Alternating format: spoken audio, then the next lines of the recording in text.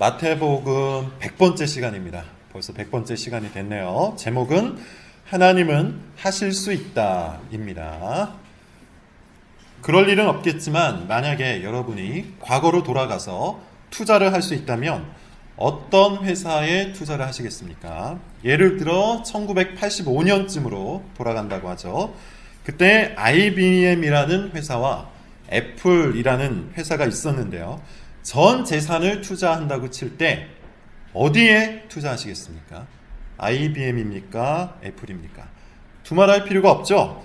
애플이라는 회사에 자기의 전 재산을 다 투자할 거예요. 우리는 지금 이 애플이라는 회사가 얼마나 거대한지를 잘 알잖아요. 그런데 사실 1985년쯤에는 애플이라는 이 회사는 아주 초라한 회사였어요. 매킨토시라는 오늘날의 아이맥 컴퓨터 같은 것을 이미 만들었던 회사였지만 전혀 인기를 끌지 못했죠. 반면에 IBM은 당시 제일 잘 나가는 회사였습니다. 세계 최고의 기업이라고 해도 과언이 아닐 정도였어요. 그러나 오늘날의 이 IBM이라는 회사와 애플이라는 회사는 비할 바가 아니죠.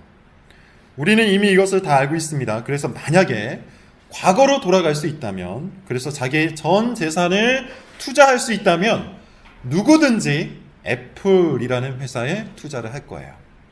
당연한 겁니다. 그리고 하나도 아까워하지 않겠죠.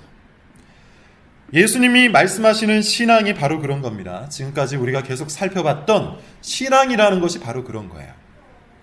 예수님은 이 땅에 오셔서 천국 복음을 전하셨습니다. 특히 마태복음에서 강조하고 있는 것이 바로 그것이에요. 하나님 나라, 하늘나라, 천국에 관한 소식을 예수님께서 전하신 거예요.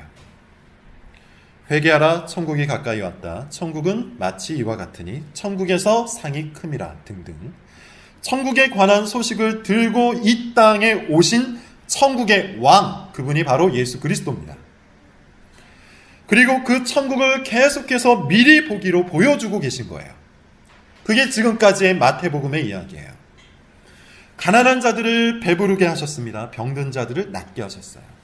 귀신 들린 자들을 고쳐주셨고요. 죽은 자들을 살리셨고 나중에는 죄와 사망의 공포에서 사람들을 건져내어 주시죠. 그리고 이 천국에서 산다는 것이 어떤 것인지도 알려주시는데요. 그것이 바로 산상수훈이에요. 심령이 가난한 자들, 애통하는 자들, 온유한 자들, 마음이 청결한 자들이 가득한 곳. 말과 행동이 아니라 마음으로 하나님을 사랑하고 또한 마음으로 이웃을 사랑하는 사람들이 가득한 곳. 그곳이 바로 천국이며 천국에서 사는 사람들은 이와 같다. 이게 산상수훈이에요. 그리고 이 천국을 소유하는 방법도 비유로 알려주셨죠. 진주를 발견한 진주 장사의 비유. 땅에서 보화를 발견한 사람의 비유. 이 천국의 모든 것을 걸고 사는 겁니다. 다시 말해서 천국에 자기의 모든 것을 투자한 사람만이 나중에 천국의 영광과 풍요를 누릴 수 있다. 이것이 지금까지 예수님께서 말씀하신 천국 복음, 천국 신앙이에요. 제 말이 아닙니다. 예수님께서 직접 하신 말씀이죠. 그것도 지난주에 했던 말씀이에요. 지난 본문 한번 찾아서 읽어볼게요. 21절입니다. 21절. 자, 시작. 예수께서 이르시되 내가 온전하고 그리하면 이 말은 누구에게 한 말입니까? 부자 청년에게 한 말이에요. 영생을 바랬던 이 청년에게 네가 정말로 그것을 원한다면 천국을 향해 자신의 전부를 드리라고 해요. 물론 지난 시간에도 말했지만 이것을 문자 그대로 이해해서는 안 된다고 했습니다. 있는 재산 없는 재산 다 교회에 갖다 바치고 직장도 정리하고 교회에서만 생활해야 한다. 이런 뜻이 아니라고 했어요. 오히려 우리의 생각과 우리의 정신과 우리의 시간과 우리의 목표와 우리의 미래와 우리의 돈과 마음을 예수님께 걸라는 뜻이에요. 그렇게 방향을 턴하라는 뜻입니다. 그리고 그것은 결코 손해보는 일이 아니라고 하시는 거예요. 더 커다란 영광, 더 커다란 미래, 더 커다란 보화가 있는 천국을 소유하는 것이 되기 때문에 결코 손해보는 것이 아니라는 것이죠. 그리고 이 말씀을 오늘 본문에서도 한 번 더 하십니다. 29절을 같이 읽어볼게요. 29절입니다. 자, 시작. 또 내 이름을 위하여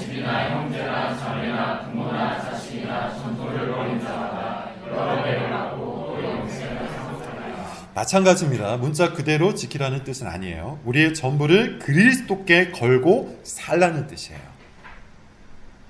적어도 그것이 믿음이라는 겁니다. 믿음은 우리의 일부를 거는 게 아니고, 우리 인생의 일부를 투자하는 것이 아니고, 우리의 전부를 거는 것, 우리의 전부를 투자하는 것이에요. 그게 성경이 말하는 믿음입니다. 믿음은 계속해서 말씀드리고 있는 것처럼 말 그대로 신뢰를 의미하는 것이죠. 말 그대로 믿는 겁니다. 의지하는 거예요. 믿고 의지하기 때문에 자신의 전부를 걸 수 있는 거예요. 그게 믿음이에요.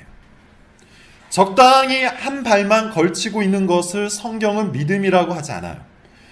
베드로가 바다를 걸을 수 있었던 이유가 뭐였죠? 자신의 전부를 걸고, 특별히 자신의 생명을 걸고 예수님을 믿었기 때문이에요. 아브라함이 믿음의 조상이 될 수 있었던 이유는 또 뭐죠? 갈 바를 알지 못하는 상황에서 정말 자신의 전무를 들고 하나님을 신뢰했기 때문이에요. 본토 친척 아비 집을 떠났기 때문에 아브라함이 믿음의 조상이 된 거예요. 믿음이라는 것은 그런 겁니다. 그리고 우리가 그렇게 믿을 수 있는 이유는 하나님께서 정말 우리를 복되게 해주신다는 사실을 알기 때문이죠. 하나님께서 정말 우리를 돌보신다는 사실, 우리에게 좋은 것을 주신다는 사실을 알기 때문에 믿는 거예요. 그 믿음이 있는 사람, 예수님이 우리의 복이요 생명이요 양식이요 영광이 되신다는 사실을 믿는 사람, 그 사람은 정말로 하나님께서 나를, 내 인생을 주장하시도록 나를 맡겨드릴 수 있는 겁니다. 그게 천국 신앙이에요. 나를 투자할 수 있다는 것이죠. 나의 소유, 나의 열정, 나의 소망, 나의 돈, 나의 생명까지 주님이 친히 처분하시도록 드릴 수 있는 거예요. 그게 믿음이에요. 이 믿음이 없다면, 이와 같은 믿음이 없다면 종교 활동을 아무리 열심히 해도 사실 의미가 없죠. 이 믿음이 없다면 성경 공부를 아무리 열심히 해도 사실 헛됩니다. 이 믿음이 없다면 선행을 아무리 많이 쌓아도 아무런 의미가 없어요. 유익이 없어요.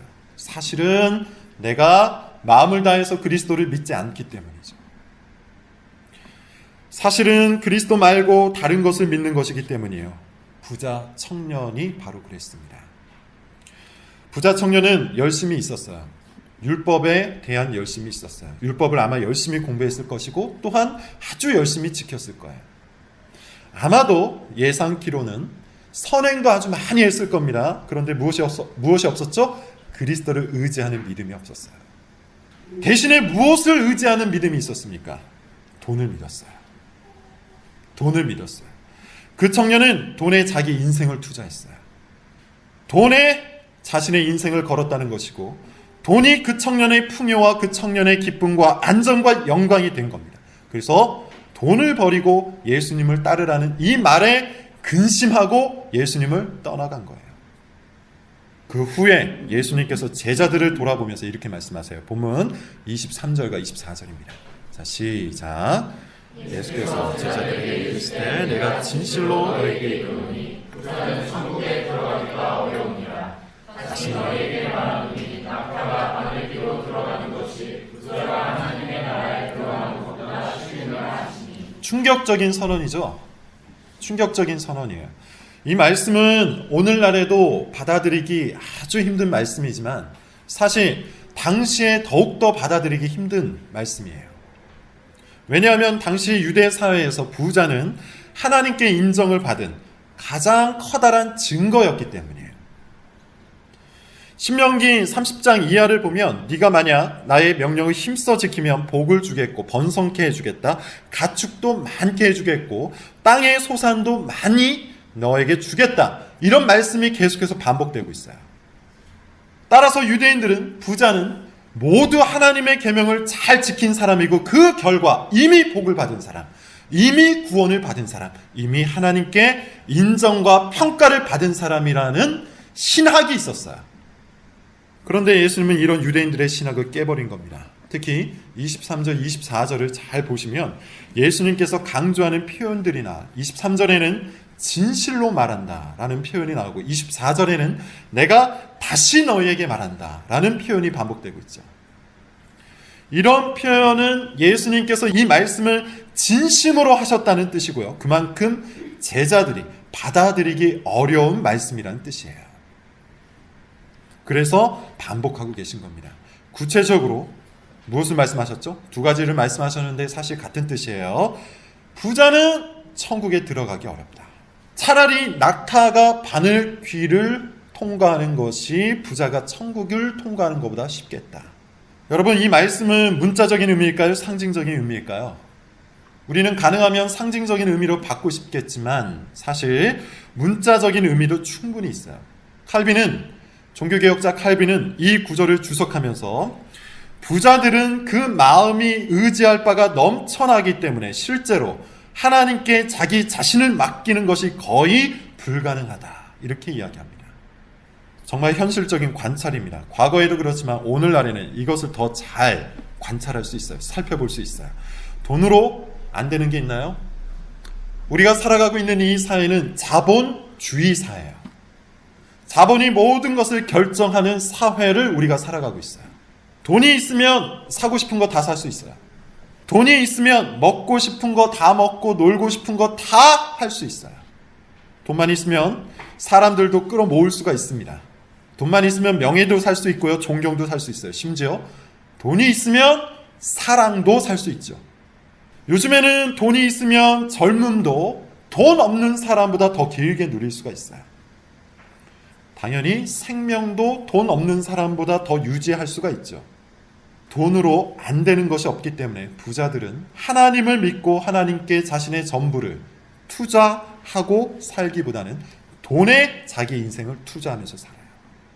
적어도 하나님도 믿고 돈도 믿는 인생을 삽니다. 부자들은 하나님께 자기의 전부를 걸지 않아요. 이것이 현실이에요. 그런데 이것은 부자만이 아닙니다. 그런 의미에서 이 구절은 상징적인 의미로 확대되어야 합니다. 돈이 없다고 해서 하나님께 전부를 걸고 사는 것은 아니라는 말이죠. 돈이 없는 사람은 돈이 없는 대로 또 돈을 의지해요. 우리가 이것을 잘 알죠. 돈 대신에 사람을 의지하기도 합니다. 명예를 의지하기도 해요. 그것이 무엇이든 돈 없는 사람은 또한 하나님께 자신의 전부를 맡기지 않고 다른 것들로 자기 마음을 채워가요. 다른 것들로 자기 마음을 채워가는 사람은 그런 의미에서 부자입니다. 텅 빈 마음으로 그리스도를 사모하지 않고 가난한 심령으로 그리스도의 복을 사모하지 않고 다른 것들로 마음을 채운 사람은 부자예요. 그런 사람은 천국에 들어가기가 낙타가 바늘귀로 들어가는 것보다 어려운 거예요. 여기까지 듣고 아마 여러분 중에는 마음의 부담이 팍팍 오는 분들이 있을 거예요. 도대체 그게 뭘까? 도대체 나의 전부를 맡긴다는 것? 이게 가능한 일인가? 부자는 천국에 들어갈 수가 없다고, 심지어 부자가 아니어도 다른 것을 좋아하는 사람은, 다른 것으로 자기 마음을 채운 사람은 천국에 들어갈 수가 없다고? 그렇다면 도대체 누가 천국에 들어갈 수 있단 말인가?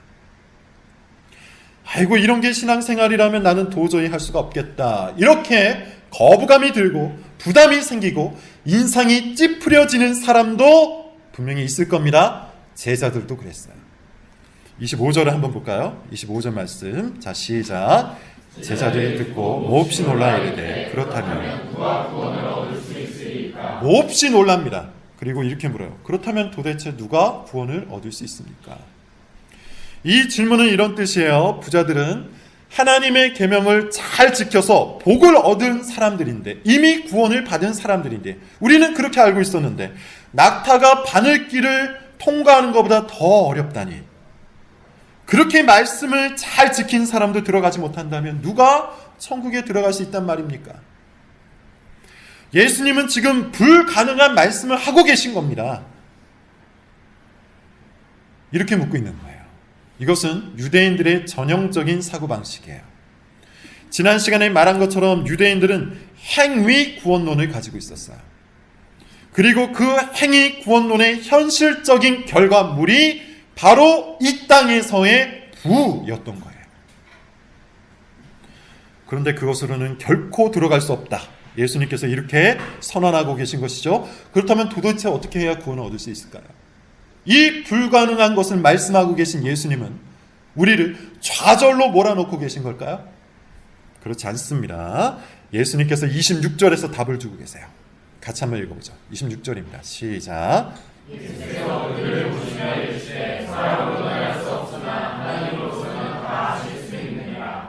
제가 상상할 때 아마도 예수님께서는 약간의 시간을 두고 제자들을 한 사람씩 지그시 바라보시면서 이와 같이 말씀하셨을 거예요. 사람으로는 할 수 없다. 그러나 하나님으로는 다 하실 수가 있다. 여러분, 이것이 우리가 믿고 있는 성경적 구원론입니다. 우리는 할 수가 없어요. 불가능해요. 그런데 하나님은 할 수 있어요. 우리는 이것을 믿는 겁니다.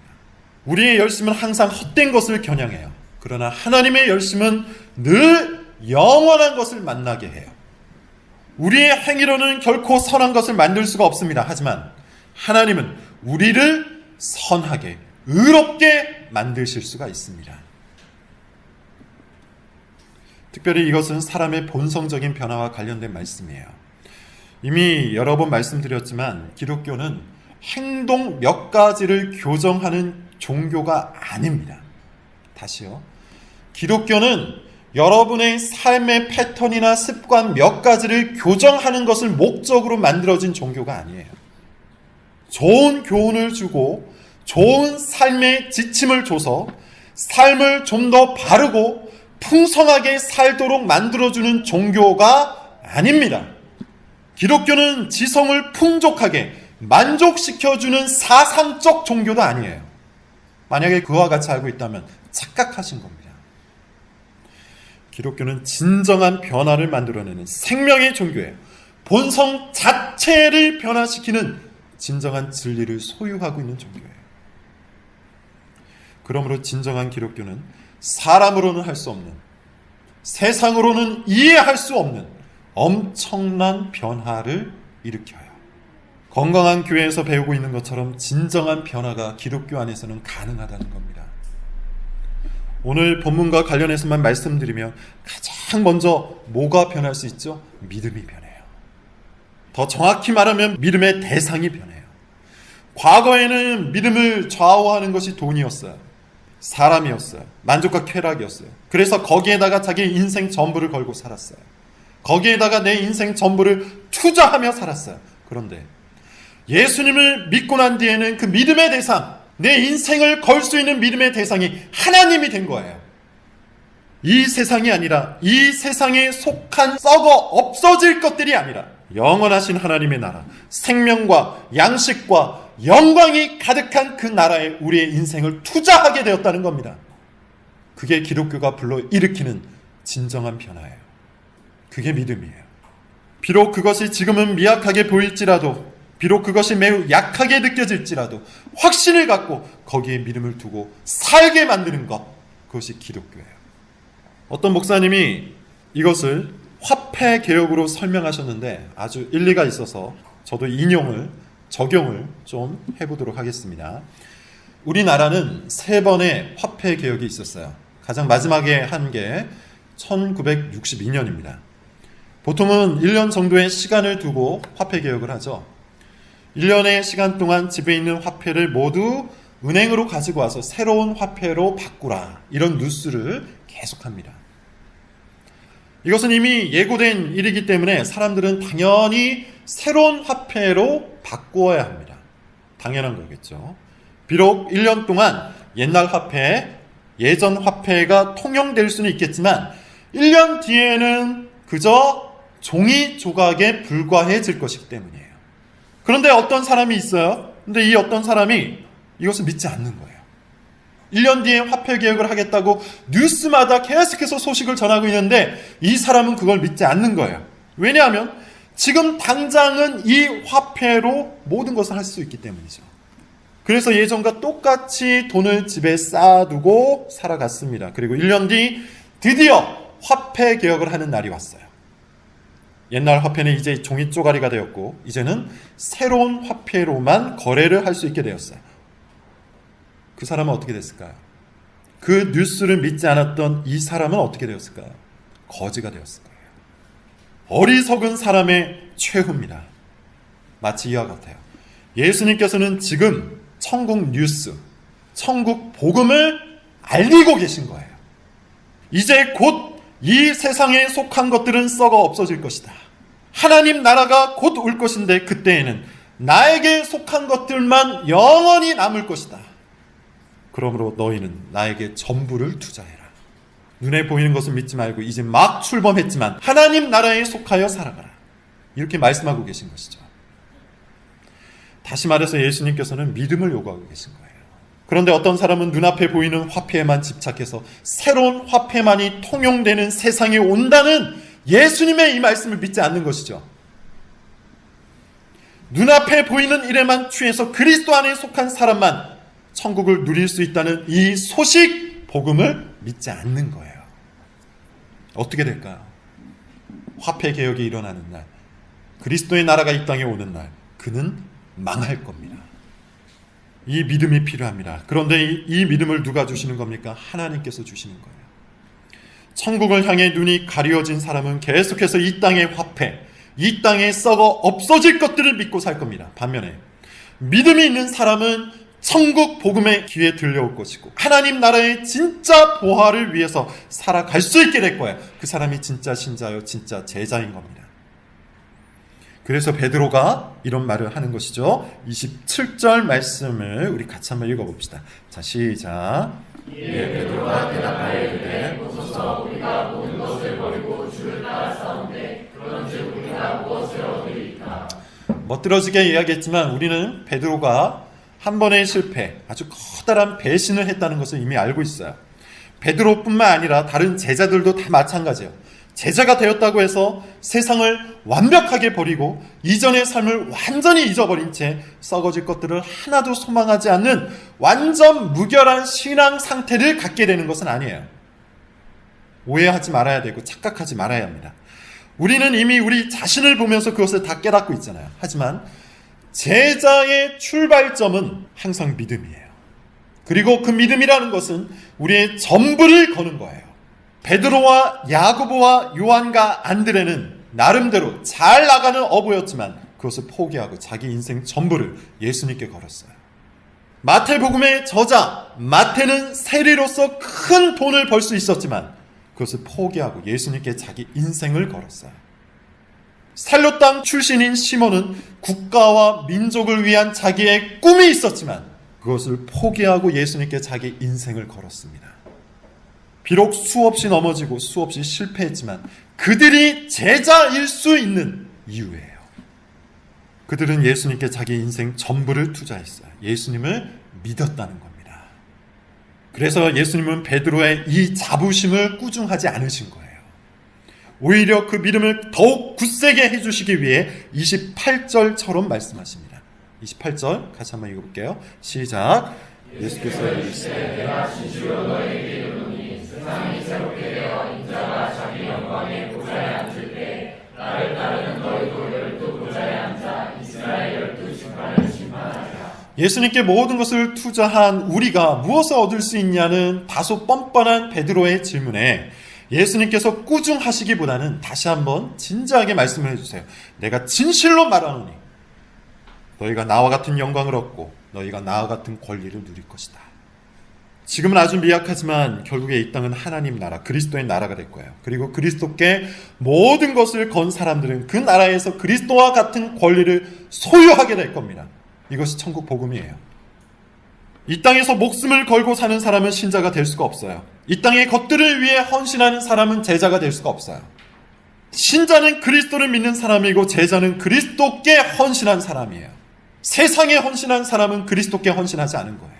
그리스도께 헌신한 사람은 세상에 헌신하지 않아요. 그런 의미에서 신앙생활은 선명한 겁니다. 간단한 겁니다. 누누이 말씀드리고 있는 것처럼 항상 복잡한 것은 우리의 마음이요 우리의 상황일 뿐이지 하나님께서 우리에게 요구하시는 신앙은 간단하고 선명해요. 그리스도께 전부를 걸고 사는 거예요.